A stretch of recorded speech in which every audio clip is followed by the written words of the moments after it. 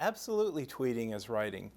I find it, as somebody personally who's very valuable, just frustrating as all get out. But I think the the precision of writing a good tweet and looking at lots of tweets with students, which ones are good and which aren't, they're pretty sharp on that.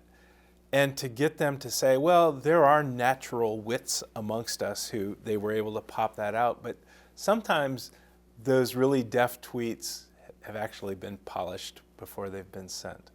So, I found Twitter chats very interesting, this sort of quick dialogue back and forth. I've also been fascinated by people who write a series of tweets that they're imagining and relying on being read sequentially. And I'm thinking, well, why aren't you writing something longer? But I understand why they're doing that. So no, I think that as students come to realize there are different kinds of writing situations, we have a fancy word, affordances and constraints.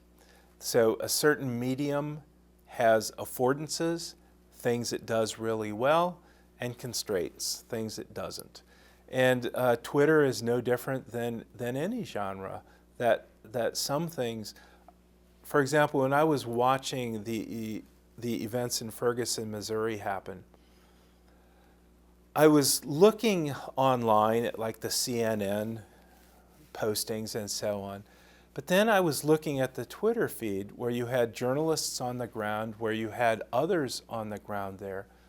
And I must say it was more compelling to see what was happening in Twitter space. And it wasn't just as a voyeur, but here you could see history unfolding in a particular way.